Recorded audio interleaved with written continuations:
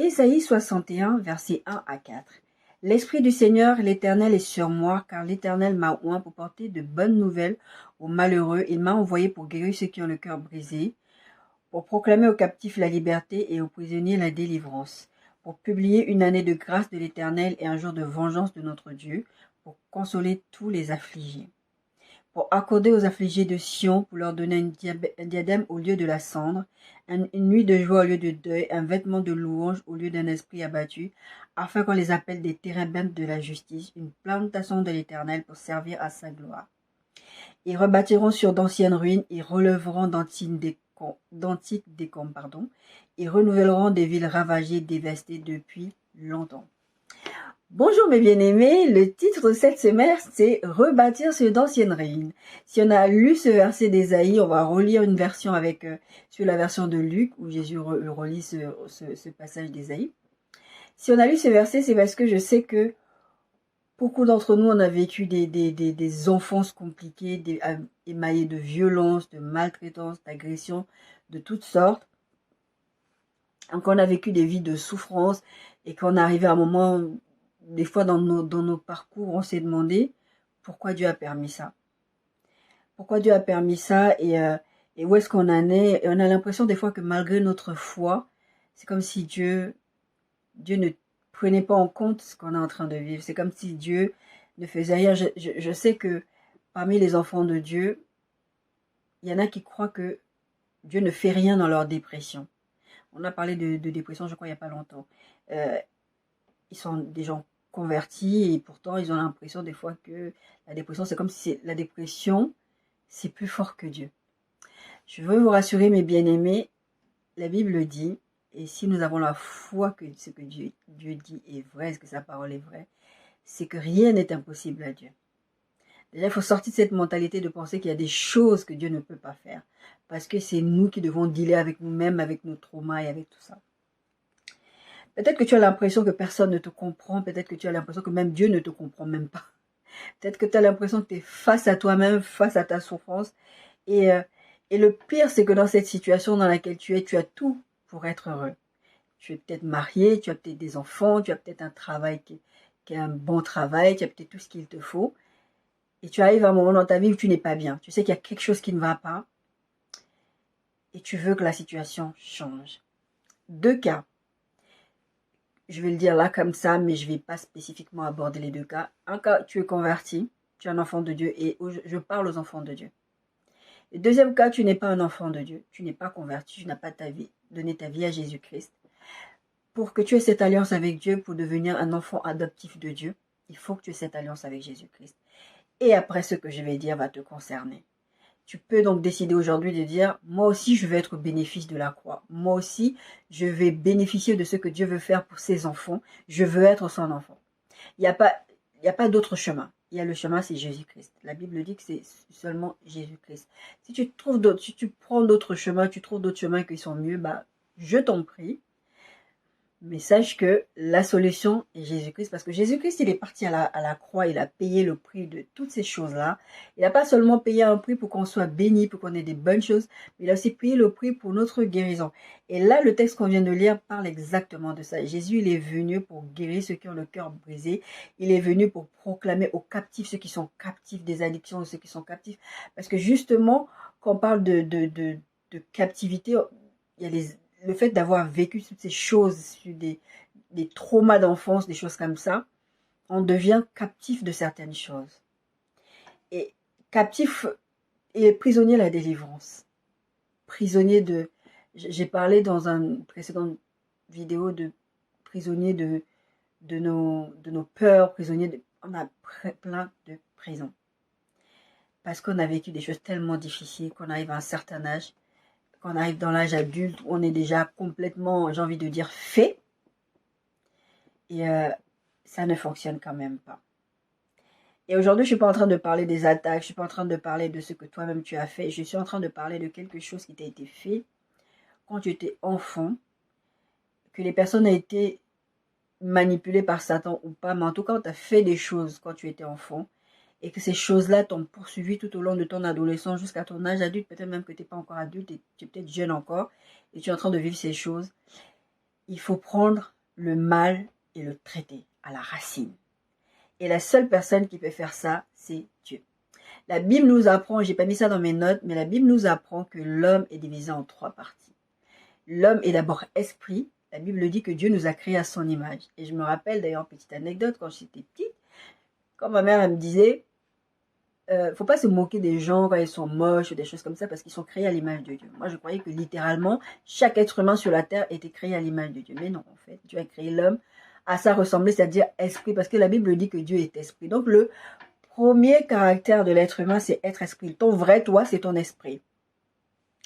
Et ensuite, il y a ton âme, et ensuite, il y a ton corps. Tu es un esprit qui a une âme et qui habite dans un corps. L'âme, c'est le siège des émotions, des souvenirs, de plein de choses qui font que ces choses-là étant accumulées dans ton âme. Et je vous ai dit dans une précédente vidéo que une âme, ça s'éduque et ça se rééduque. Une âme, c'est comme un enfant. Une âme, si tu ne prends pas les choses et tu ne traites pas l'âme, tu peux blesser une âme. Une âme blessée, on parle de blessure de l'âme, on en parle souvent, tu peux blesser une âme parce que tu vas l'exposer à des choses.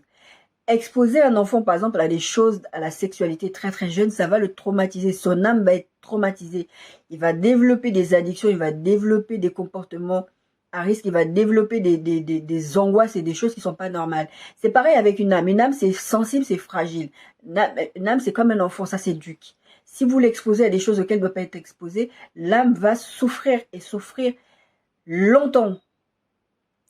Et ensuite, il y a le corps. Le corps, c'est voilà, j'appelle ça souvent, je dis c'est comme un gant. C'est comme tu prends un gant, tu mets un gant. C'est le corps. Le corps travaille souvent avec l'âme. L'âme va envoyer des signaux au corps, on va voir un peu plus tard, et le corps va réagir à ce que l'âme ressent. De sorte que vous avez des maladies, on va en parler un peu tout à l'heure.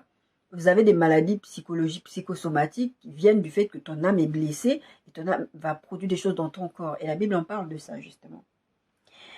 Luc 4, 13, 21. Là, c'est Jésus qui dit. Là, c'était Ésaïe, c'était une prophétie d'Ésaïe qui disait que l'Éternel avait oint quelqu'un. C'est-à-dire que Ésaïe, quand il prophétisait là-dessus, quand il parlait de ça, il parlait de la part de Dieu, il donnait une parole qu'on a l'impression que c'est Ésaïe qui parle. Mais en fait, non.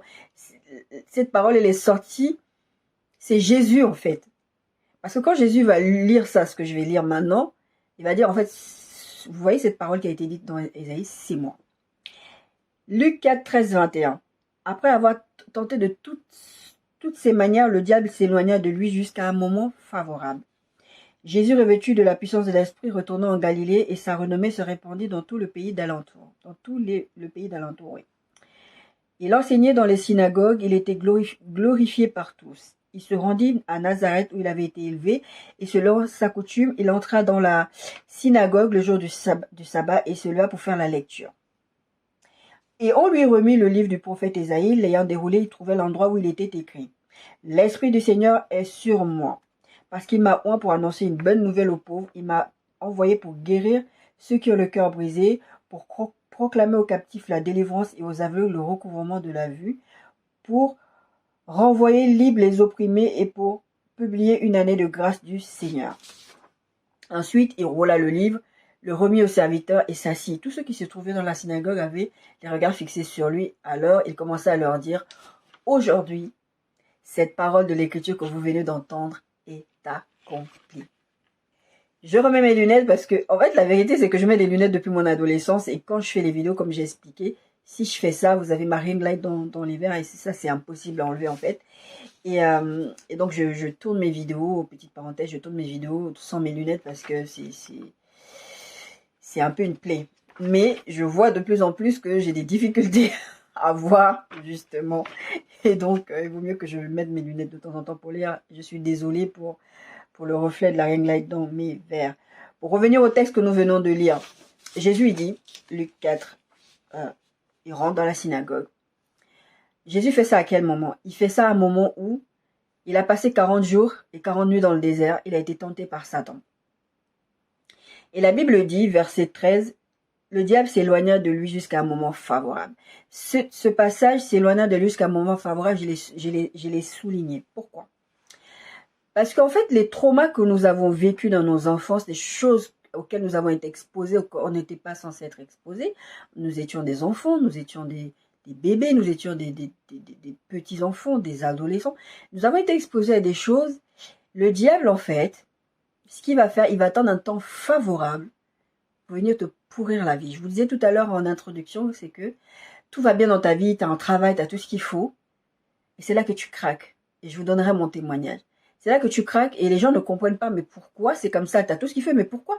Et les gens même ont tendance à se dire, c'est bon, passe ça par-dessus, quoi. Oublie, c'est du passé. Moi, je ne comprends pas comment on peut dire ça à quelqu'un. L'âme est blessée.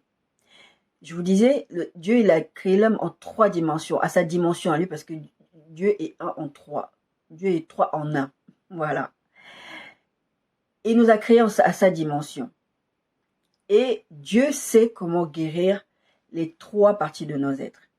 En fait, quand tu donnes ta vie à Jésus, il y a une restauration, on verra le verset tout à l'heure, qui dit les choses anciennes sont passées, tu deviens une nouvelle créature. C'est ton esprit. Ton esprit est instantanément régénéré. Tu es guéri, tu n'es plus mal. Ton esprit, tout va bien. Et il y a une chose que la médecine ne soigne pas, c'est l'esprit. La médecine ne peut pas soigner l'esprit. Un esprit malade, un esprit qui est possédé, parce que c'est là en fait la bataille du monde de ténèbres et de Jésus-Christ et des anges.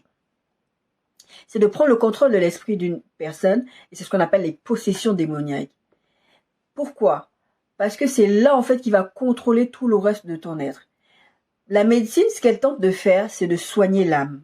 C'est de soigner les blessures de l'âme. Mais la médecine peut t'aider dans une certaine mesure, mais la médecine ne peut pas vraiment soigner. Ce que la médecine fait à peu près bien, c'est de soigner le corps. Ils ont étudié, ils peuvent guérir des maladies, ils peuvent faire plein de choses. Parce que le corps, j'ai envie de te dire, c'est beaucoup plus facile, plus simple. Je mets ça bien entre croches parce que il y a des maladies où il y a des gens qui ne vont pas mourir de cette maladie, d'autres personnes vont mourir de ces maladies-là. Donc Dieu, il sait, Dieu peut complètement guérir, restaurer complètement tout un être. Donc le diable, je disais, le diable, il vient, il attend un moment où tu es tranquille, on va dire à peu près, pour venir bouleverser ta vie, pour venir dire, tu étais trop tranquille. Il est allé tenter Jésus là. Jésus l'a mis face à la parole, il a fui. Mais la Bible dit qu'il attendait une occasion favorable. Et l'occasion favorable va se présenter pour la crucifixion quand ils vont arrêter Jésus. Mais là où le diable pensait, petite parenthèse, que c'était l'anéantissement de Jésus, mais en fait c'était le plan de rédemption, le début du plan de rédemption de l'humanité. C'est pour ça que je vais vous parler de ça aujourd'hui. Donc comme je disais, le titre c'est rebâtir sur d'anciennes ruines. Et on va venir. Pourquoi j'ai dit ça? Donc, Jésus vient, il dit, Dieu m'a oint. Je suis venu sur cette terre parce que Dieu m'a oint pour une mission. Cette mission, c'est laquelle? Dieu nous aime. Dieu vous aime. Et ce qu'il veut, c'est votre guérison, votre restauration, vous délivrer, vous libérer. C'est ça la volonté de Dieu. La volonté de Dieu, si tu es un enfant de Dieu, c'est pour ça que j'en ai parlé un tout petit peu. Si tu es un enfant de Dieu et tu es dans des souffrances psychologiques, dépression, tu n'as pas à te battre tout seul contre ça. Oui, bien sûr, il ne faut pas rester tout seul, il faut aller voir les médecins, il faut faire tout ce qu'il faut faire. Mais il ne faut pas rester face à toi-même. Dieu peut et Dieu veut et Dieu va te guérir.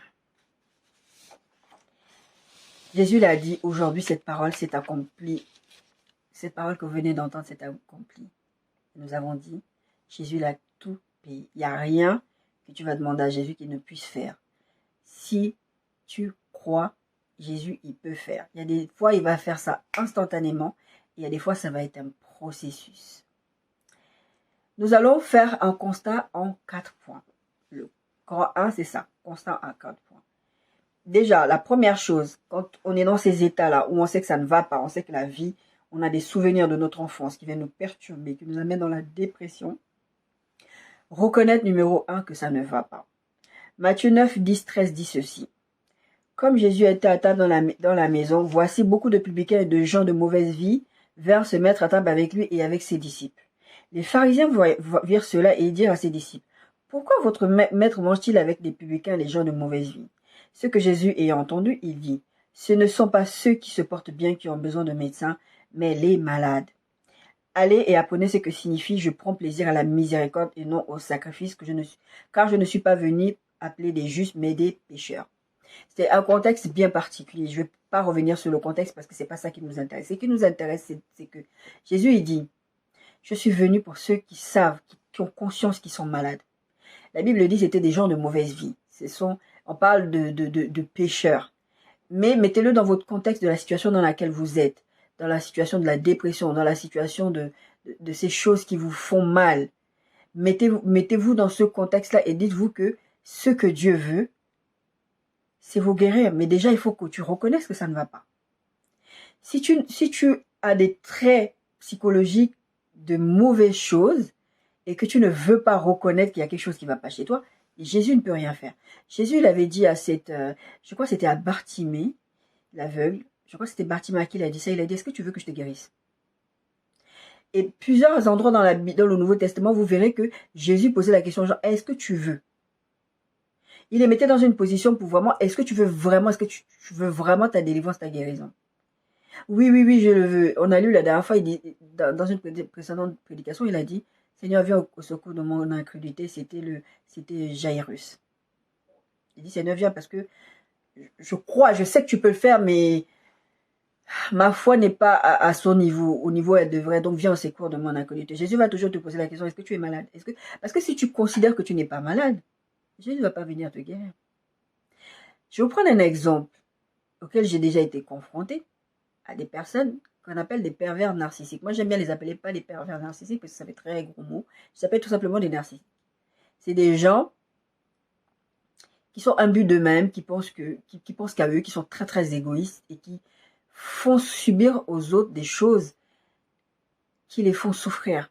Et si vous avez été élevé dans ce genre de famille-là, où il y a beaucoup de toxicité, où il y a des narcissiques, vous allez reproduire ça, parce que votre âme a été éduquée comme ça. Donc quand vous allez aller dans la société, avoir des amis, vous allez avoir des choses qui ne vont pas, vous allez reproduire des choses. Et il faut être capable de comprendre que là, j'ai une personne en face de moi qui me dit je suis méchant, ou je suis méchante. J'ai une personne en face de moi qui me dit que je suis égoïste. J'ai une personne, il faut des fois savoir se remettre en question. Je sais que des fois, par exemple, je sais que mon exemple, moi je suis quelqu'un qui a tendance à me remettre en question pour tout et n'importe quoi. J'apprends aussi, c'est parce que je suis une blessée de guerre aussi, j'apprends à ne pas me remettre en question tout le temps. Parce que je n'ai pas à me remettre en question tout le temps. Tout simplement parce que c'est pourquoi je me remets en question, je n'ai pas à le faire. J'ai affaire à une personne qui n'est pas normale, qui n'a pas un comportement normal.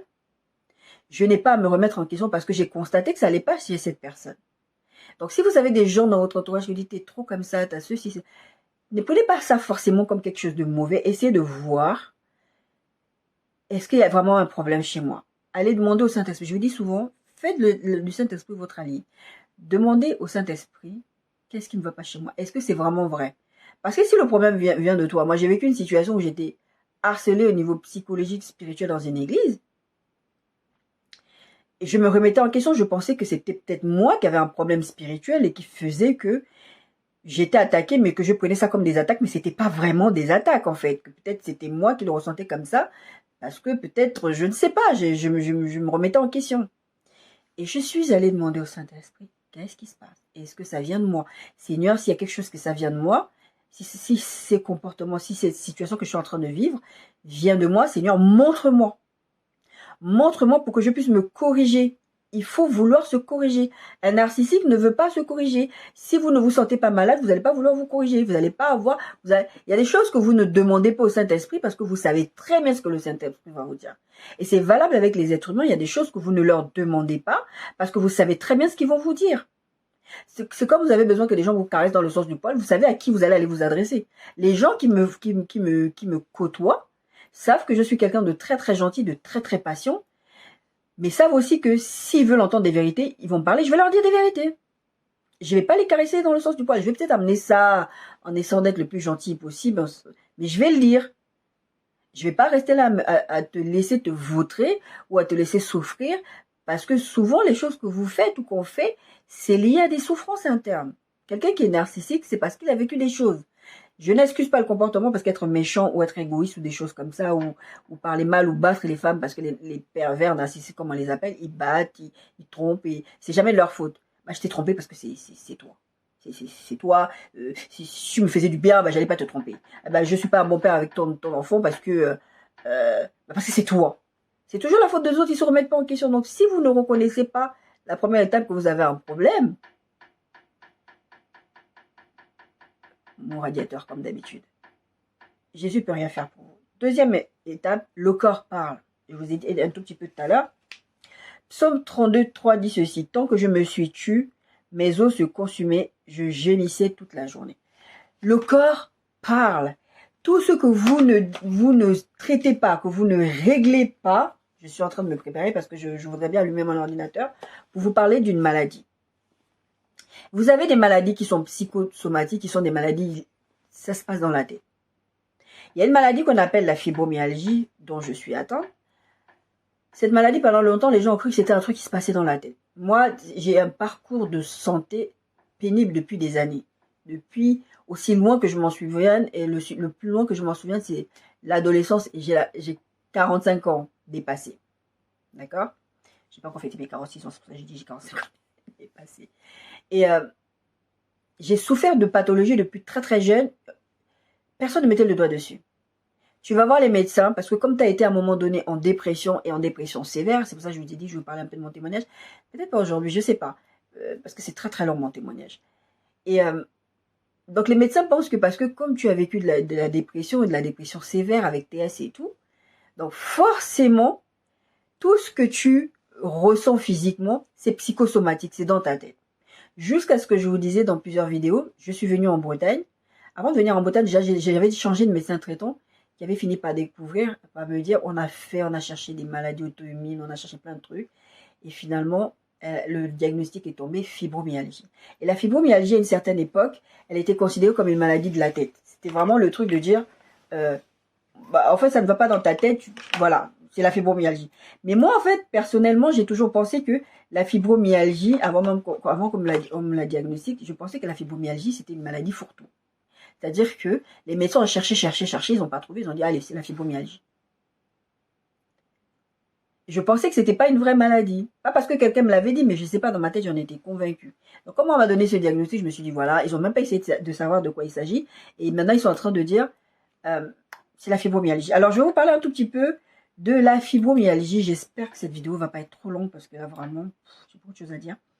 Alors, la fibromyalgie, je suis sur le site officiel de la Sécurité sociale en France. La fibromyalgie, c'est écrit, la fibromyalgie est un syndrome. On appelle ça, en fait, c'est un syndrome. La fibromyalgie ou syndrome fibromyalgique est une affection chronique caractérisée par des douleurs diffuses persistantes et une sensibilité à la pression. Le plus souvent, ces douleurs sont associées à d'autres signes évocateurs comme une fatigue intense, des troubles de sommeil, etc. Je vous assure que la fibromyalgie, c'est une plaie. Pour vivre avec ça, c'est une plaie. Et je pense que je suis une des personnes qui vit avec ça très bien. Pourquoi? Parce que moi, j'ai Jésus-Christ et je sais, le Seigneur m'a déjà parlé de la guérison et tout ça. Mais je prends aucun médicament. Bon, je fais de la kiné. En ce moment, je fais pas de kiné parce que mon kiné est tombé malade, malheureusement. Mais je ne prends pas de médicaments. Je ne prends pas d'antidouleur. Normalement, c'est pour neutraliser. Parce que en fait, ça se passe dans le cerveau. Ton cerveau t'envoie des signaux pour dire que tu as mal. Et là, le site parlait de pression. Des fois, même ma fille veut juste me faire un câlin. Je suis tellement... En fait, c'est des différents types de douleurs. Des fois, ça peut être des chocs électriques que tu ressens dans ton corps. Des fois, ça peut être des douleurs. Des fois, ça peut être comme des brûlures. Donc, des fois, tu veux faire juste un câlin à la personne. Elle dit, ah, me touche pas, j'ai mal. Et à ce moment-là, par exemple, hier, j'étais dans une forte crise. J'avais très, très mal. Aujourd'hui, ça va mieux grâce à Dieu. Et ma fille, elle a essayé de me toucher. Je dis hier, je tourne cette vidéo tôt. Hein, je ne la tourne pas le dimanche. Avant, je tournais mes vidéos le dimanche. Je les tourne plutôt maintenant. Donc, ma fille, même quand elle veut me faire un câlin, voilà, tu veux me toucher, ça provoque. Des fois, en fait, ton cerveau, en fait, il mémorise une douleur que tu as déjà eue. Par exemple, je prends souvent l'exemple de tu t'es cogné le pied, l'orteil sur quelque chose, et ton cerveau va mémoriser cette douleur. Et puis, d'un coup, un jour, tu vas avoir mal quelque part dans ton corps, pas forcément à l'orteil, comme si tu t'étais cogné l'orteil. Cette même douleur va revenir. J'ai eu des fois où j'ai eu mal aux oreilles, je suis partie voir le médecin pensant que j'étais en train de faire une otite. Le médecin m'a dit c'est la fibromyalgie qui fait ça. J'ai des fois eu des maux de tête, c'est toutes sortes de douleurs. Le site de Amélie dit, la personne, le titre c'est fibromyalgie, une altération du système de détection et de contrôle de la douleur. La perception de la douleur est perturbée chez les personnes fibromyalgiques. Les voies de contrôle de la douleur au niveau du système nerveux central sont altérées. En cas de fibromyalgie, les neurotransmetteurs au niveau des cellules neurologiques sont perturbés. La combinaison de ces anomalies aboutit à une extrême sensibilité à la douleur de deux types. Une perception douloureuse des stimulations qui sont habituellement indolores. Par exemple, je vous dis caresser quelqu'un. D'un coup, la personne a mal, alors que c'est pas quelque chose qui fait mal. Par exemple, le fait d'être touché simplement, c'est l'allodynie. Une perception anormalement numéro 2, importante des stimulations douloureuses, c'est-à-dire c'est l'hyperalgésie. C'est-à-dire que là, tu as déjà mal quelque part, mais la douleur est intensifiée. Bon, il y a beaucoup de choses là-dessus, mais je ne vais pas tout regarder. Les facteurs psychologiques et sociaux. Ils disent que la fibromyalgie intervient est favorisée dans certains facteurs. La dépression, par exemple, quand on a vécu des chocs, un choc physique, un choc émotionnel. C'est pour ça que je vous parlais de trauma. Je vais m'arrêter là. Une infection virale, un accouchement, une intervention chirurgicale, n'importe quoi où tu vas choquer ton corps, bah, la fibromyalgie peut intervenir. C'est pas systématique, mais ça peut intervenir. Pour parler dans le cas des blessures de l'âme, là, ce qu'on est en train d'aborder, on va venir au fait de notre thème. Ne vous inquiétez pas, tout ça c'est pour planter le décor. Je prends l'exemple de la fibromyalgie parce que j'en souffre. Et dites-vous bien que vous avez d'autres maladies qui font ça. Maladie psychosomatique. Là, maintenant, cette maladie, elle est reconnue, elle est de plus en plus reconnue.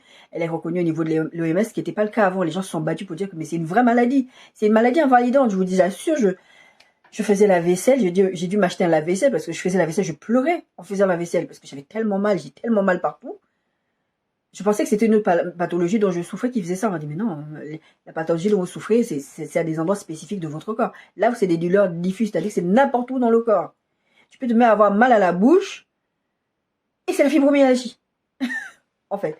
Donc, première chose, il faut reconnaître les 4 points que j'ai dit. Première chose, il faut reconnaître déjà que ça ne va pas, il faut reconnaître que tu es malade et savoir que le corps va te parler. Si dans ta tête, tu fais genre, je n'ai rien, mais ton corps va te parler à un moment donné. Ton corps va arriver à un point où il va exprimer des symptômes il y a des syndromes qui vont se passer chez toi. On parle de syndrome fibromyalgique, par exemple. Vous allez peut-être avoir des douleurs, d'envie de vomir tout le temps, être hyper angoissé, manque de sommeil, tout ça là. Bon, la fibromyalgie, malheureusement, elle couvre toutes ces choses-là. Mais en tout cas, vous pouvez avoir d'autres maladies qui vous créent du stress, des choses comme ça. Et ça vient de là. Ça vient votre corps en train d'exprimer quelque chose qui se passe dans l'âme, en fait. Le numéro 3, le comportement parle. Le comportement va parler de quelle façon?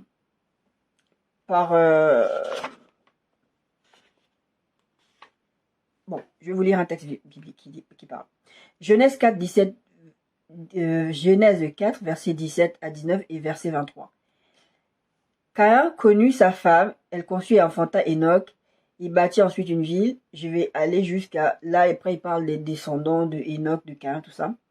Et il arrive à verset 19, verset 18, il a un des descendants va engendrer quelqu'un qui s'appelle Lémec. Lémec, verset 19, prit 2 femmes. Le nom de l'une était Aïda et le nom de l'autre était Tila. Lémec dit à ses femmes, verset 23, Ada et Tila, écoutez ma voix, femme de Lémec, écoutez ma parole. J'ai tué un homme pour ma blessure et un jeune homme pour ma meurtrissure. Ce mec-là a été blessé et la réponse, c'était que il est parti répondre en tuant cette personne. Je vous parlais de fibromyalgie tout à l'heure. Votre corps ne répond pas normalement. Une caresse, vous allez le sentir comme une brûlure, comme un truc qui n'est pas normal. Quelqu'un qui est blessé va tuer quelqu'un d'autre. C'est une réponse disproportionnée. Le comportement va parler, vous allez être méchant, vous allez avoir tendance à être sur la défensive, vous allez avoir tendance à dire, à insulter les gens parce que on vous a tellement, surtout quand vous êtes arrivé à l'âge adulte, vous avez supporté toutes ces choses-là pendant longtemps. Vous arrivez à un moment dans votre vie, c'est bon, je suis pas obligé de supporter la bêtise des gens. Moi, je sais que j'ai connu une période comme ça dans ma vie où je me disais, je n'ai pas à supporter la bêtise des gens. Vous pouvez mettre tout ce que vous voulez dans ce point numéro 3 qui est le comportement parle. Vous allez être méchant et le pire c'est que Vous allez être méchant, la personne va vous dire vous êtes méchant, vous vous dites non, je ne suis pas méchant. Mais vous avez des comportements de méchants. On verra plus tard aussi, la méchanceté aussi, ça peut être très très démoniaque. D'ailleurs, c'est démoniaque. Être méchant, c'est démoniaque, tout court. Mais il y a des gens qui ne sont pas forcément possédés, ils sont méchants. Mais ils jouent le jeu du diable, mais ils sont méchants. Bref, vous allez vous sentir... vous allez être méchant, vous allez être sur la défensive. Enfin, je veux pas trop m'attarder là-dessus. Faites-le, sondez-vous vous-même et voyez où vous en êtes. Vous allez voir qu'il y a des comportements que vous affichez. Sûrement des gens vous ont déjà fait la réflexion, que ce soit dans votre famille, au travail ou avec des amis, vous ont déjà dit non mais ça, faut vraiment être avec des gens qui sont sincères avec vous. Parce qu'il y a des gens qui sont pas sincères avec vous, en fait, la vérité. Ils vont vous caresser dans le sens du poil, ils vont jamais vous dire que ça ne va pas. Et ça, c'est pas des amitiés ou des relations très très saines.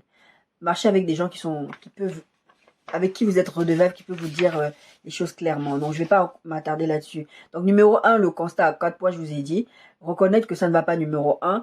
Le corps parle, numéro 2. Le comportement parle, numéro 3. Et numéro 4, les démons s'invitent. C'est-à-dire que vos blessures, si vous ne les traitez pas, si vous ne demandez pas au Seigneur d'intervenir dans vos vies, quand vous allez à l'église, vous avez des gens qui se comportent mal, vous vous demandez ça vient d'où? C'est des gens qui ont eu des choses. C'est pour ça que la Bible nous dit de ne pas combattre la chair et le sang. C'est des gens qui ont vécu des choses mal ou enfin il y a quelque chose qui s'est passé dans leur vie à un moment donné. Et je vous parlais tout à l'heure quand je vous lisais le verset de Luc 4 quand la Bible dit que l'ennemi attendait en fait un temps favorable. C'est là le temps favorable. L'ennemi va attendre à un moment donné pour s'inviter dans ta situation. Parce que tu n'as pas traité ça avec le Saint-Esprit, qu'est-ce que l'ennemi va faire? Il va venir provoquer des choses chez toi qui vont devenir... Au début, c'était une émotion. Maintenant, c'est devenu un sentiment. C'est permanent, toi. Tu as des peurs, tu as des choses qui vont pas. Et ça vient comment? Par différents types d'esprits. La Bible parle, par exemple, d'esprit de timidité. La timidité n'est pas de Dieu.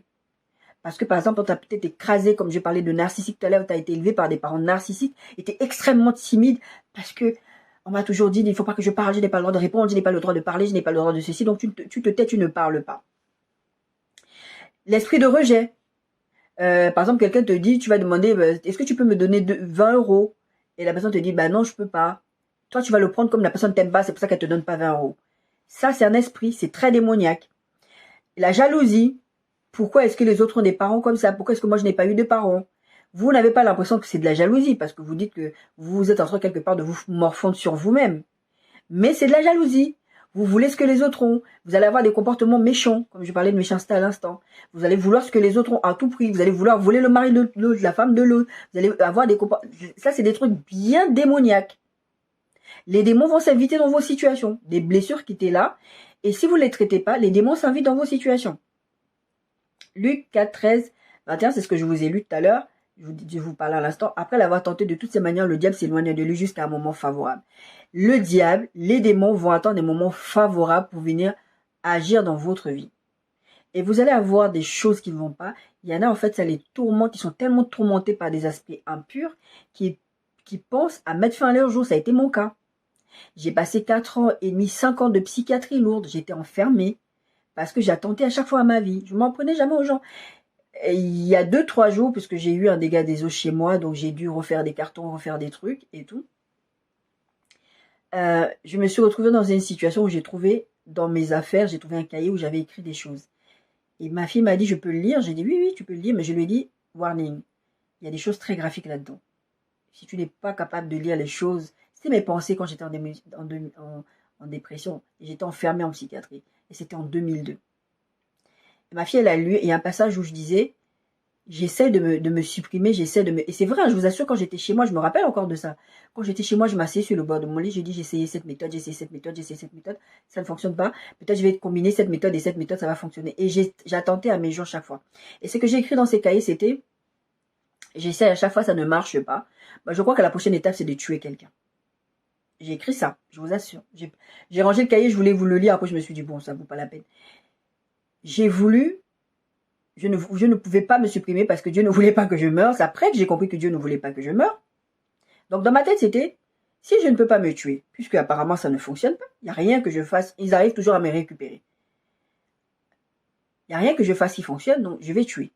Parce que si je tue quelqu'un, on va m'enfermer, on va me jeter aux oubliettes. Je vais être là-bas, je vais crever dans la prison. Ce sera plus simple de crever dans une prison que de crever, que de souffrir là en psychiatrie ou souffrir dans ma vie. C'était les pensées que j'avais. C'est très démoniaque. Une personne, moi j'ai donné ma vie au Seigneur très très jeune et je me suis éloignée de Dieu. Bah oui, forcément aussi. Quand tu sors de la main de Dieu, bah, les démons ils sont dans un cœur joie. Les démons ils sont dans un cœur joie. Je pense que je ferai un message. Je sais que j'ai déjà fait, mais j'aborderai d'autres thématiques, par exemple sur la dépression, sur nos vidéos, parce que je peux vraiment pas rester là-dessus aujourd'hui. Sinon, je vais vraiment pas arriver au thème qui nous occupe, parce que d'habitude, je rentre dans le vif du sujet, mais là, je voulais vraiment vous poser les décors pour que on arrive à ça. Grand 1, on a vu que le constat à 4 points, ce que je vous ai expliqué, reconnaître que ça ne va pas, le corps parle, le comportement parle et les démons s'invitent. Grand 2, Dieu restaure. Et c'est là qu'on va parler de cet art japonais qui s'appelle le kintsugi. J'espère que je le prononce bien. Dieu nous prend tel que nous sommes, cassés, abîmés par la vie, par les gens, par la méchanceté des gens, et il va faire de nous une meilleure version de nous-mêmes. La Bible dit, Dieu dit qu'il a des projets de bonheur pour nous. Et les projets de bonheur, ce n'est pas de nous voir souffrir. Ce ne serait pas logique. Donc, le titre de notre message, je vous disais tout à l'heure, j'ai perdu ma première page, tiens, elle est là. Voilà, c'est bien. C'est même maintenant que je numérote les pages, je me perds plus. Rebâtir sur d'anciennes heures, oui. Et je vais vous dire pourquoi je vous parle de ça. Et je vais vous relire ce texte où il dit, ce que j'ai lu tout à l'heure en Ésaïe 61. Ésaïe 61, verset 4 dit, ils rebâtiront sur d'anciennes ruines et relèveront d'antiques décombres et renouvelleront des villes ravagées, dévastées depuis longtemps. Rebâtir sur d'anciennes ruines. Et on va parler de cet art japonais qui s'appelle le kintsugi. Ce message, le Seigneur me l'a donné il y a plusieurs années en arrière. C'est-à-dire, il m'a dit, tu vas parler de kintsugi. Mais kintsugi, bref. Et je l'ai gardé, j'ai dit, Seigneur, je ne sais pas comment aborder ça, je voyais l'ensemble du truc, mais je ne savais pas comment l'aborder. Et cette semaine, le Seigneur m'a dit, rebâtir sur d'anciennes ruines. Et il m'a remis ce truc. J'ai dit, ah oui, c'est dans ce contexte, ça prend plus de sens. Et c'est pour ça que je voulais vraiment absolument vous poser le décor, même si, à la limite, s'il faut que je fasse cette vidéo en 2 fois, je préférais la faire en 2 fois parce que, effectivement, si je ne veux pas bâcler la vidéo, je ne veux absolument, j'ai encore plusieurs points, je m'arrêterai quand il faudra que je m'arrête, je ne veux vraiment pas bâcler cette vidéo. Donc, grand 2, Dieu restaure. Dieu nous prend tel que nous sommes. C'est-à-dire avec tous les abus que nous avons vécus, avec toutes les souffrances que nous avons été victimes, les agressions. Moi, j'essaie, par exemple, dans mon cas, je ne fréquentais pas les hommes noirs. Pas parce que j'étais raciste, mais moi, dans ma tête, c'était...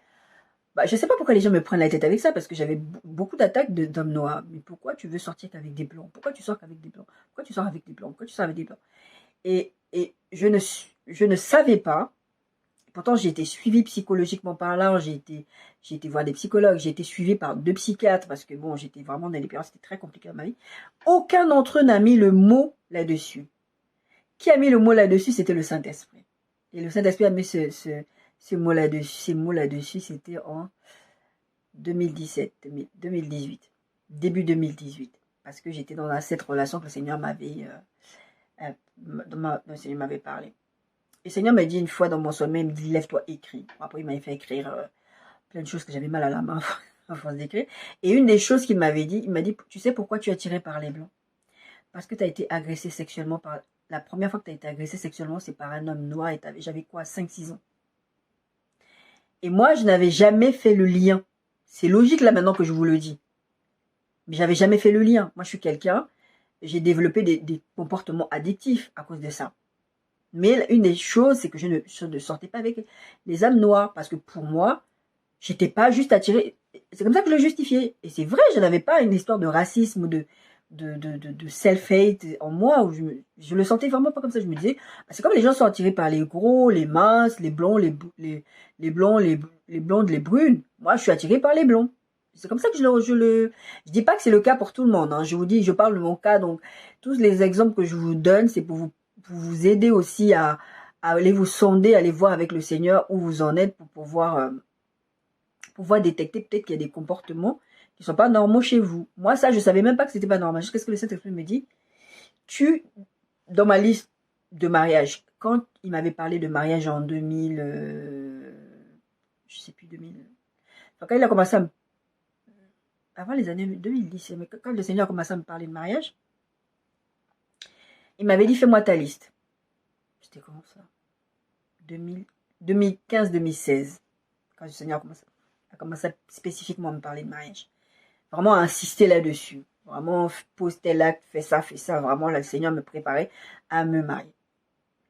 Il m'a dit, fais ta liste. Dis-moi ce que tu veux. Et dans ma liste, je sais que j'avais mis, je veux un blanc. Bon, la première chose que j'avais marqué, c'était quelqu'un qui craint le Seigneur, quelqu'un qui aime le Seigneur, machin. J'avais mis plein d'autres choses. Et une des choses que j'avais marqué, c'était, je veux un blanc. Je dis, Seigneur, tu sais, tu connais mes goûts. De toute façon, t'es mon papa, tu connais mes goûts. Et puis, la nuit où j'étais dans la lutte avec ce que le Seigneur m'avait dit par rapport à la personne avec qui je devais être, je refusais cette personne. Parce que c'était quelqu'un de mon passé, en fait. Je refusais cette personne. Et le Seigneur m'avait réveillé la nuit, m'a dit, viens, je vais t'expliquer. Il m'a dit, écris. Et une des choses qu'il m'a expliqué, c'est que tu n'aimes pas les hommes noirs parce que ça. Et moi, je pensais pas que je n'aimais pas les hommes noirs. Je pensais que j'avais jamais eu de problème avec les hommes noirs, la vérité. Je suis sortie avec très, très rarement d'hommes noirs dans ma vie. Je pense que, ouais, très, très rarement. Allez. Et pour moi, c'était juste que j'étais pas attirée par eux. Jusqu'à ce que le Seigneur me l'explique. Donc, regardez en vous. Demandez au Saint-Esprit de vous montrer. Je vous disais tout à l'heure, demandez au Saint-Esprit de vous montrer. Et le Saint-Esprit va vous montrer. Donc, je veux revenir sur cette histoire de Kintsugi. J'ai un peu dévié. Mais c'est un art japonais. J'allais dire la Bible, tellement je suis tout le temps en train de parler de la Bible. C'est une technique ancestrale japonaise qui consiste à réparer un objet brisé. En général, enfin, pas en général, c'est de la porcelaine. Ils font ça avec la porcelaine céramique. C'est uniquement avec la porcelaine et de la céramique qui répare. En fait, vous avez quelque chose de cassé et vous allez... ils vont mettre des jointures en or. Et le kintsugi, c'est littéralement jointure en or. Et on appelle ça l'art de la... On utilise ça souvent, cette image-là, pour parler de la résilience. C'est quoi la résilience? La résilience, vraiment, je vais le faire en deux parties, ce texte, parce que vraiment, c'est assez important. Donc, je vous invite à ne pas perdre le fil, hein, parce qu'on va revenir là-dessus. Donc, la résilience, selon le dictionnaire Larousse, il y a plusieurs définitions. Et en fait, au début, je voulais juste mettre les définitions psychologiques, mais après, j'ai vu les autres définitions, je me suis dit, ça a du sens, je vais les partager avec vous.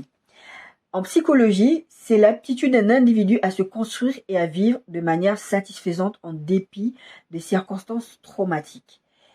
Selon le dictionnaire L'Internaute, sens A en psychologie, capacité d'un individu à supporter psychiquement les épreuves de la vie.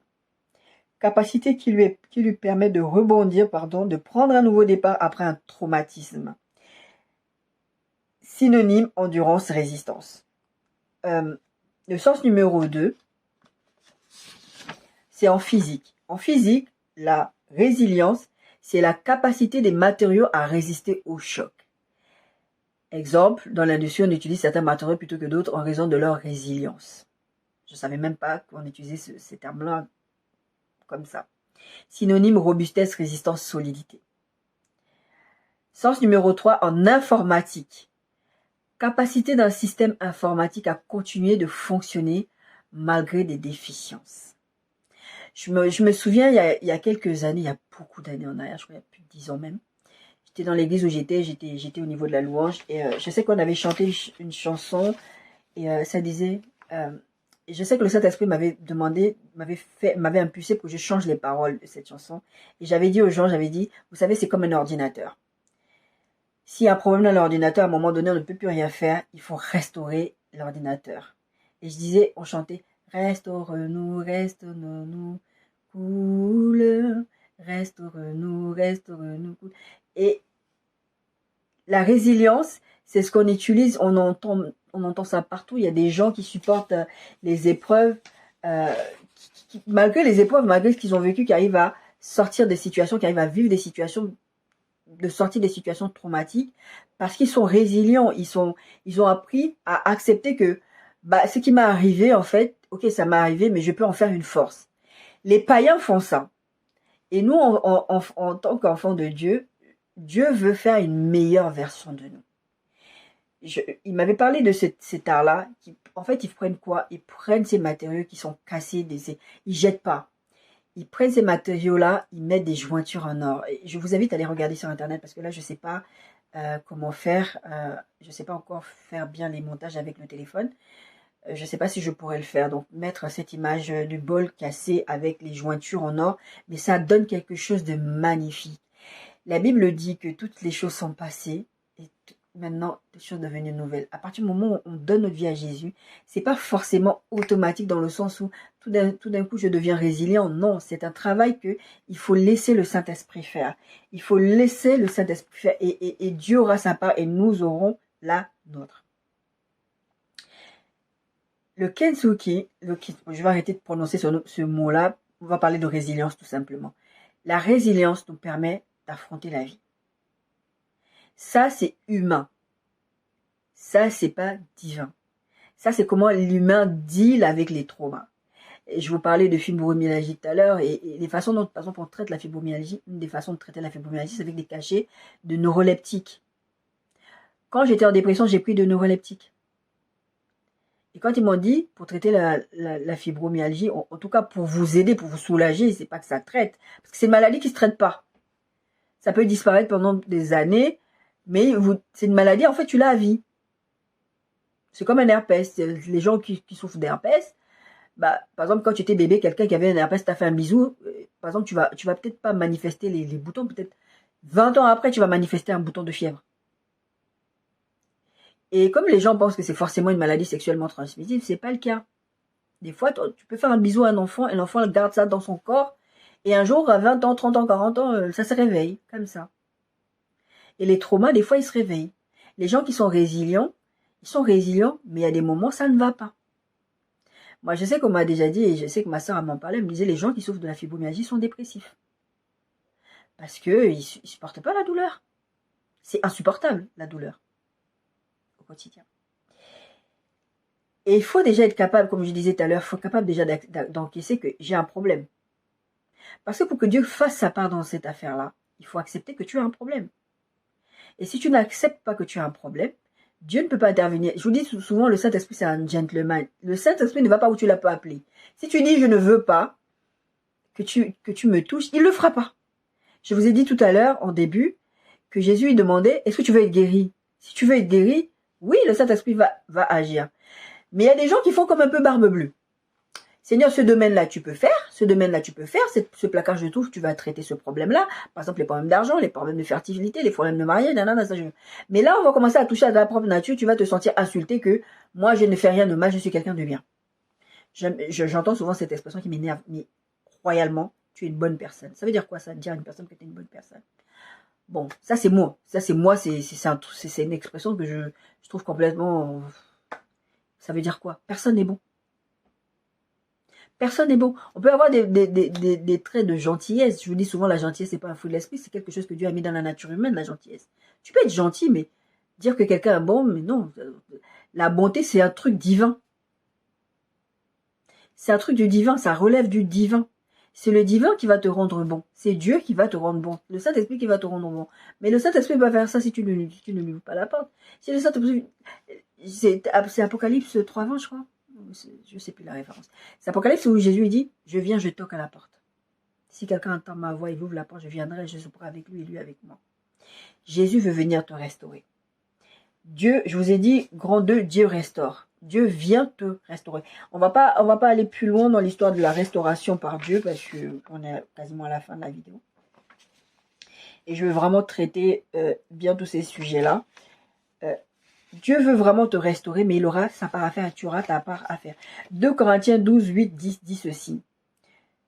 C'est l'apôtre Paul, quand il s'est converti, quand il a donné sa vie à Jésus, et il avait quelque chose qui le faisait souffrir. Et il dit, verset 8, 3 fois j'ai prié le Seigneur d'éloigner de moi cette chose qui l'embêtait. Les gens disent que c'est un esprit, ils ont dit que c'est une maladie physique. Bon, bref. 3 fois il a prié, 3 fois le Seigneur lui a dit, ma grâce te suffit car ma puissance s'accomplit dans la faiblesse. Je me glorifierai donc plus volontiers de mes faiblesses afin que la puissance de Christ repose sur moi. C'est pourquoi je me plais dans les faiblesses, dans les outrages, dans les calamités, dans les persécutions, dans les détresses pour Christ. Car quand je suis faible, c'est là que je suis fort. On parlait de résilience à l'instant. L'apôtre Paul, il dit, oui, ce truc-là me fait souffrir. Oui, j'ai mal. J'ai demandé même au Seigneur de me l'enlever. Le Seigneur ne me l'a pas enlevé. Une fois, j'avais posé la question au Saint-Esprit. Non pas que le Seigneur va pas me guérir, puisqu'il m'a dit qu'il voulait me guérir, qu'il allait me guérir. Il y a quelques années en arrière, j'ai posé la question au Seigneur, parce que je priais, ça fait des années que je prie pour la guérison. Et j'ai demandé au Seigneur, pourquoi c'est pas instantané comme avec la dépression? Pourquoi le jour où moi j'ai voulu sortir de la dépression, j'en avais marre parce que je me disais, mais au final, tu veux quoi, Dieu? Je sais que tu existes. Si tu me laisses pas mourir, c'est que tu veux que je reste en vie. Donc, si tu veux que je reste en vie, fais quelque chose. Sors-moi de ce truc. Sors-moi de ces pensées. Et ça a été quasiment instantané. Parce que je vous assure, à ce moment-là, j'étais quasiment un légume maintenant. J'avais vécu une période de ma vie où j'étais légume. Il n'y a que les proches qui connaissent mon histoire qui peuvent vous raconter ça. Mais j'étais légume. Je vous assure, je ne pouvais pas aller aux toilettes toute seule. Il fallait que quelqu'un me nettoie. J'étais un légume à un moment donné. Je tremblais. J'avais un syndrome, je ne sais plus comment ça s'appelle. Je tremblais tout le temps. Je ne pouvais pas manger moi-même. Je ne pouvais rien faire. Je n'étais pas autonome. Aujourd'hui, quand les gens me voient dehors, bon, elle a l'air bien. Au point que je me fais des fois insulter dans les magasins parce que j'ai une carte de priorité. Pourquoi j'ai une carte de priorité? J'ai l'air bien. Et Dieu vient utiliser nos faiblesses. Parce que les faiblesses, en fait, je vais vous dire un truc. Les gens, quand ils me regardent, ou des fois des gens, moi j'ai connu des gens comme ça dans mon parcours de vie chrétienne. Parce que les gens, des fois, ils viennent, ils se plaignent. Ah, tu vois, moi j'ai vécu comme ça, les gens sont méchants, moi j'ai vécu ça. Ah, attends, vous, de toutes les façons, vous êtes toujours... J'ai eu des gens qui m'ont reproché le fait que je parle souvent de Dieu. J'ai même un médecin qui a fait un rapport sur moi en disant, elle parle souvent de Dieu, elle a un problème. Les gens ne comprennent pas. C'est comme s'ils pensent que je suis dans le déni. Mais j'ai conscience de ma réalité. Mais moi, je ne regarde pas ma réalité. Et je vous invite à aller regarder ma vidéo sur la vérité et la réalité. Il y a une vérité, il y a ce que Dieu dit, il y a ce que je vis. Même si ça ne matche pas, c'est pas grave. Moi, Dieu me dit quelque chose. Et moi, sur quoi je m'appuie, c'est sur ce que Dieu dit. C'est pas sur ma situation. Donc, les gens ne comprennent pas. Donc, des fois, ils me disent des trucs. Et puis, je dis, est-ce que je peux te permettre de te donner mon témoignage? Ah oui. Et quand je raconte à la personne un truc, j'ai des gens, des fois, dans mon entourage, qui se sont posés un jour, je me dis, tiens, on va faire le listing des pathologies que tu as eues dans ta vie. La liste est longue. Très longue. Les choses que Dieu a déjà guéries, les choses qui sont en cours, les choses que Dieu a délivrées, les choses qui sont en cours. Mais c'est long. Quand tu me vois, tu vois, je suis maquillée, je suis propre sur moi, je sors. Moi, je me rappelle le médecin qui avait premier diagnostiqué cette histoire de fibromyalgie. Elle m'a dit, parce que moi, je me... Maintenant, là, c'est vraiment pour les vidéos que je me maquille. Mais je me maquille quasiment plus. Parce que c'est casse-pied. J'ai 45 ans, j'ai pas envie de me maquiller tous les jours. Avant, je me maquillais tout le temps. Même pour aller à la boulangerie, les gens me croisaient. Ils disaient, mais pourquoi tu vas te maquiller? Parce que le Seigneur m'avait dit, tu dois faire attention à toi. Il m'a pas dit de me maquiller, hein. J'ai pas arrêté de me maquiller parce que je me néglige. Non, je suis toujours propre sur moi, mais je me dis pas que le maquillage c'est nécessaire. Mais avant, tout le temps, je me maquille. Ah, tu vas à la boulangerie, tu te maquilles, tu as rendez-vous avec qui? Pourquoi tu es toujours maquillée?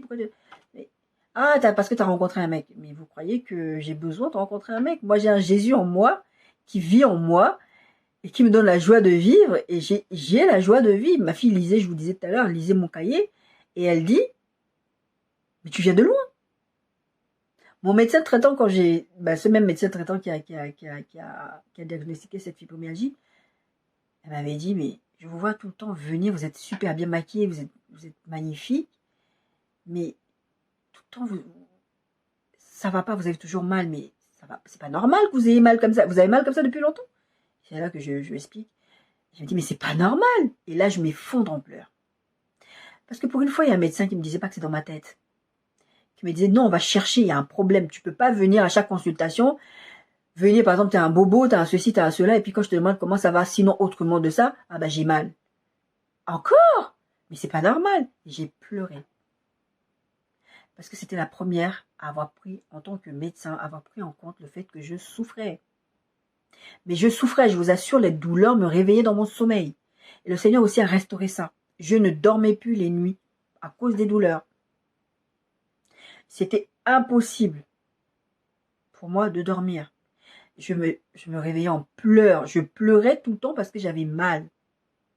Jusqu'à ce que le Seigneur commence à me parler, à me dire, je suis là. Pourtant, le Seigneur, quand il a commencé à me parler, pas pour autant que je suis sortie et que, voilà, maintenant je sortais. Et ce même médecin, quand je suis venue en Bretagne, elle a préparé mon dossier médical. Elle m'a dit, même son mari l'avait engueulé. Parce que elle avait passé, je ne sais pas combien d'heures sur mon cas. Regardez tout mon dossier médical de là où je viens, elle a dit, mais vous venez vraiment de loin, vous. Dieu aura sa part, on aura notre part. L'apôtre Paul a dit, retire-moi ça. Les choses qui sont considérées comme des faiblesses par les êtres humains, c'est ce que Dieu va utiliser pour te rendre force et fort. Et c'est ça que Dieu utilise aujourd'hui pour que je puisse vous parler, pour que je puisse exhorter les gens. Parce que la plupart des gens n'écoutent pas quand vous n'avez pas quelque chose qui va les toucher. La plupart des gens vont vous écouter. C'est pas tout, c'est pas systématique, mais la plupart du temps, les gens vous écoutent quand ils savent que non seulement vous avez quelque chose à dire, mais vous avez l'expérience dans ce que vous êtes en train de dire. Si je dis à quelqu'un que Dieu est bon, et que la personne a vu la bonté de Dieu dans ma vie, malgré les souffrances par lesquelles je suis passée, la personne est plus enclin à me croire que Dieu est capable. J'ai une voisine là qui souffre de dépression. Le Saint-Esprit m'a permis de lui parler, de lui dire, Jésus veut te guérir, je vais te ramener une Bible. J'ai commencé à lui parler, elle m'a dit, oui, je veux ça. Et j'ai commencé à travailler avec elle. Si je lui ai dit, je suis passée par là, et je lui ai dit, je peux me permettre de te dire, c'est une dame âgée, elle a plus de 60, je crois 73 ans, un truc comme ça. Hein. Elle a vécu toute sa vie loin de Christ, et maintenant, moi ce que je veux c'est qu'elle soit sauvée. Elle a perdu son mari l'année dernière, elle avait déjà perdu son fils. Enfin, situation compliquée. Elle est en dépression. Ça ne va pas, elle est malheureuse. C'est dans nos faiblesses que Christ veut agir. C'est dans nos faiblesses que Dieu veut nous utiliser. Et c'est vrai, parfois on n'arrive pas à comprendre ça. Parfois, des fois, on se dit même, pourquoi ça m'est arrivé à moi? Moi, je sais qu'il y a des gens qui m'ont dit, pourquoi tu parles de Dieu dans ta situation? Parce que quand même, Dieu aurait pu empêcher que tu aies subi des viols, des machins, des ceci comme ça. J'ai dit, attention, il y a une chose dont j'ai conscience. Oui, Dieu peut. À partir du moment où l'être humain est allé désobéir à Dieu, en mangeant le fruit qui lui était défendu, on est tombé sous la malédiction. C'est pas un être humain, c'est pas Dieu qui m'a violé. C'est pas Dieu qui m'a maltraité. C'est pas Dieu qui m'a matrixé. C'est pas Dieu qui m'a fait du mal. C'est un être humain. Inspiré probablement par Satan, mais c'est un être humain. Donc je peux pas me mettre debout et dire Dieu c'est ta faute, c'est ta faute. Non, c'est pas la faute de Dieu. Les êtres humains, vous fonctionnez au quotidien, vous verrez comment l'être humain est mauvais. Tous les jours ici que Dieu fait, je m'arrête, j'ai dit Seigneur, pourquoi l'être humain en est mauvais comme ça? Moi-même qui vous parle, des fois je peux avoir des attitudes. Dieu va me dire ne fais pas un truc, je vais le faire. C'est de la méchanceté. Tu ne peux pas faire ça. Dieu, il est bon avec toi. Il te fait du bien. Tu ne peux pas faire ça. Et vous ne pouvez pas accuser Dieu de ce qui vous arrive. C'est les êtres humains qui sont comme ça. Et Dieu veut utiliser ce que tu es, ce que tu as vécu. Il veut en faire une meilleure version pour que tu puisses affronter aussi ces situations. Parce qu'aujourd'hui, je dis on ne comprend pas. On se dit mais pourquoi telle chose... Voilà. Pourquoi telle chose arrive, pourquoi est-ce que Dieu a permis. Mais en fait, si tu ne te concentres pas sur le pourquoi, tu te concentres sur ce que Dieu veut faire avec toi. Tu es une bombe. L'autre part, c'est de crier à Dieu. Vous regardez le livre de la Genèse, quand Dieu avait dit à Abraham, je vais sortir mon peuple d'Égypte. Je vais sortir mon peuple. Enfin, il lui avait dit, ils vont partir en esclavage 400 ans. Et quand ils vont crier à moi, je vais les délivrer. Vous ne pensez pas que Dieu savait qu'ils étaient en train de souffrir en Égypte? Dieu le savait. Dieu sait que tu es en train de souffrir. Mais ta part à toi, c'est de crier à Dieu. Crie à Dieu que ça ne va pas. Je vous ai donné les 4 étapes tout à l'heure. Reconnais que ça ne va pas et crie à Dieu que ça ne va pas et que tu veux t'en sortir. Il faut dire à Dieu, c'est ça sa part, parce que Dieu fera sa part, mais il faut déjà que tu commences toi par reconnaître que ça ne va pas chez toi. Et deuxièmement, crier à Dieu. Crier à Dieu. Il faut vraiment avoir la rage de s'en sortir. Il y a un verset de la Bible qui dit, ce sont les violents qui s'emparent du royaume de Dieu. Il faut être violent des fois. Il faut violent. Jacob, il s'est battu pour obtenir une bénédiction jusqu'à c'est Jésus, je crois que c'est l'image, c'était Jésus, l'ange de l'Éternel, qui lui a déboîté le truc. C'était Jésus ou c'était un autre ange. Bref, en tout cas, il s'est battu. Vous avez l'impression, on a l'impression que il y a des choses, des fois, c'est comme ça. Oui, Dieu n'a pas besoin de nous. Dieu, des fois, il fait comme ça. Et je peux vous dire, je suis une preuve vivante que Dieu, des fois, c'est comme ça. Mais il y a des fois, c'est pas comme ça. Il faut crier à Dieu, il faut se battre. Il faut être violent, il faut vouloir violemment s'en sortir. Parce que c'est là où il y avait le jeune homme là que Jésus est venu, le paralysé là, de la piscine de Bethsaïda. Jésus est venu, le gars il était là, il pouvait pas, personne. Et la Bible dit, puisque personne ne l'a mené dans l'eau quand l'ange passait bouger l'eau, donc il était là. D'autres étaient là, oh, bon la prochaine fois je vais revenir. Ce sont les violents qui s'emparent du royaume de Dieu. Le peuple a crié à un moment donné parce qu'il n'en pouvait plus. Des fois, il faut arriver à un moment où tu n'en peux plus. Je prends souvent cette image où je dis, quand quelqu'un se noie, il faut laisser la personne se fatiguer. Parce que si tu vas aider quelqu'un qui est en train de se noyer, il va te noyer avec lui. Pourquoi? Parce qu'il va se débattre. Il est en pleine panique. Il faut que tu arrives à un moment dans ta vie où tu es désespéré, où tu as désespérément besoin de Jésus-Christ. Si tu n'as pas besoin de Jésus-Christ, je vous ai dit dans plusieurs vidéos en arrière que en Europe, c'est pas facile de prêcher. Dans mon immeuble, je vous assure, c'est interdit de venir faire ils appellent ça du prosélytisme, je sais plus quoi, comment ils ont donné un nom là, je me rappelle même plus, non. Personne ne peut venir devant la porte et venir prêcher. Hein. Venir sonner dans mon immeuble et dire, ah, venez, je viens pour vous apporter la parole de Dieu. Ici, là, c'est interdit. À moins, là, comme je fais avec ma voisine, cœur à cœur, face à face. Mais c'est interdit. Les gens n'ont pas besoin de Jésus. Ils ont une maison, ils ont le chauffage. Les gens qui ont besoin de Jésus, c'est souvent les gens qui sont en difficulté. Ou des gens qui ont tout, comme je vous disais tout à l'heure. Tu as tout, tu arrives à un moment dans ta vie, tu as tout. Et puis finalement, tu te rends compte que, en fait, la nature, comme on dit, la nature a horreur du vide. C'est-à-dire qu'à un moment donné, tu t'es battu. Moi, je sais que c'était mon cas. La dépression, elle était là, elle était latente, mais elle ne se voyait pas. Si j'avais eu autour de moi des gens qui faisaient attention à moi, ils auraient vu que la petite, elle ne va pas bien. Elle est super réservée, elle est même sauvage, elle est comme ça, elle est comme ça, elle est comme ça, elle est comme ça. Ils allaient voir que ça ne va pas.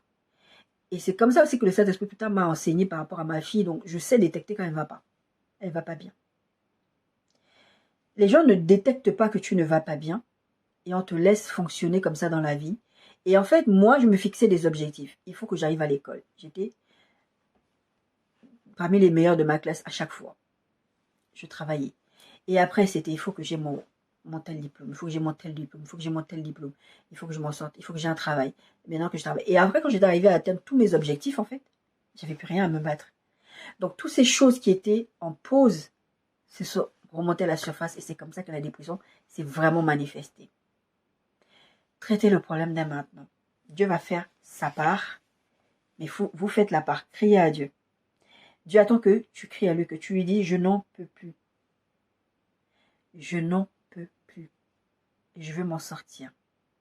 C'est pas genre tu fais ça cette prière, puis tu dis, ouais Seigneur, je t'ai dit ça et puis tu n'as pas fait. Faites-le. Ils étaient 400 ans en esclavage. Ils ont crié à Dieu. Ils n'ont pas crié à Dieu sur un jour, sur 2 jours. Ils ont crié avec persévérance. Et Dieu est venu à leur secours.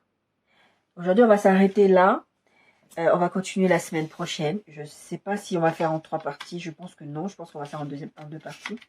Mais je veux vraiment pas bâcler cette vidéo parce que c'est super important. C'est important de comprendre que Dieu est là pour nous. Dieu nous veut du bien. Et il faut, pour que Dieu nous fasse du bien, il y a des choses qui dépendent de nous aussi. Il y a notre part à demander, à se rendre compte que on va pas bien. On ne fonctionne pas bien avec les autres. On ne fonctionne pas bien même avec nous-mêmes. La Bible dit de nous aimer d'abord nous-mêmes en premier. Si tu peux pas aimer quelqu'un d'autre. C'est pour ça que les gens sont méchants. Ils ne peuvent pas aimer quelqu'un d'autre parce qu'ils ne s'aiment pas eux. Parce que si tu t'aimes toi, à la limite, tu n'as pas besoin de savoir ce que l'autre fait. Tu n'as pas besoin d'être méchant avec l'autre. Et quand tu as conscience de ces choses-là, tu changes. Tu demandes de l'aide à Dieu. L'être humain, je pense qu'il peut changer. Par exemple, on lui dit, tu es alcoolique. Et il faut que tu arrêtes de boire parce que cancer, cirrhose, tout ça. L'être humain est capable d'arrêter certaines choses. Mais c'est très compliqué. Mais pour changer profondément l'être humain dans son âme, il faut Jésus, il faut le Saint-Esprit. Demandez déjà, on est arrivé à cette étape, demandez à Dieu de vous sonder, de vous montrer où ça ne va pas. Et criez à Dieu. Dieu va faire sa part. Croyez-le. Soyez-en sûrs. Soyez bénis.